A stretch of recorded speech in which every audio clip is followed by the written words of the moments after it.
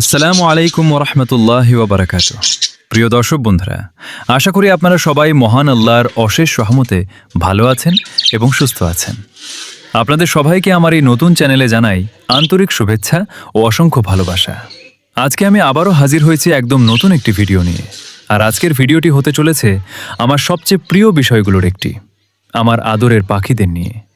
আপনারা অনেকেই কমেন্ট করে জানতে চেয়েছেন আমার পাখিগুলো সারাদিন কি করে, কি খায়, আমি তাদের কিভাবে যত্ন নিই, কোন খাবার দিলে তারা সুস্থ থাকে, কোন খাবার তাদের সবচেয়ে বেশি পছন্দ, আর ডিম পাড়ার আগে কি লক্ষণ দেখা যায়।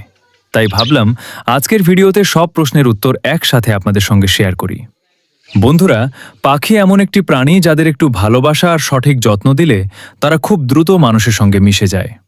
সকালে ঘুম থেকে উঠেই যখন তাদের মিষ্টি কিচিরমিচির শব্দ শুনি, তখন সত্যিই মনটা ভালো হয়ে যায়। তাদের ছোট ছোট দুষ্টুমি, একে অপরের সঙ্গে খেলা, উড়ে বেড়ানো, সবকিছু দেখলে মনে হয় যেন ঘরের ভেতরেই ছোট্ট একটি প্রকৃতি বাস করছে। এখন চলুন জেনে নেওয়া যাক পাখিদের খাবার সম্পর্কে। সুস্থ ও সবল রাখতে হলে পাখিদের প্রতিদিন সুষম খাবার দিতে হবে।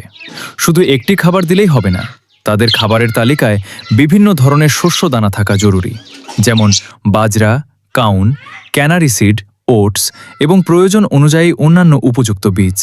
এগুলো তাদের শক্তি যোগায় এবং শরীর সুস্থ রাখতে সাহায্য করে। এর পাশাপাশি সপ্তাহে কয়েকদিন টাটকা শাকসবজি দিতে পারেন, যেমন পালং শাক, ধনেপাতা, গাজর, শসা বা ব্রোকলি। এগুলোতে রয়েছে প্রচুর ভিটামিন ও খনিজ, যা পাখির রোগ প্রতিরোধ ক্ষমতা বাড়াতে সাহায্য করে। ফলের মধ্যে আপেল, পেয়ারা, নাশপাতি এবং পাকা পেঁপে অল্প পরিমাণে দিতে পারেন। তবে ফল দেওয়ার আগে অবশ্যই ভালোভাবে ধুয়ে নিতে হবে এবং প্রয়োজনে বীজ ফেলে দিতে হবে।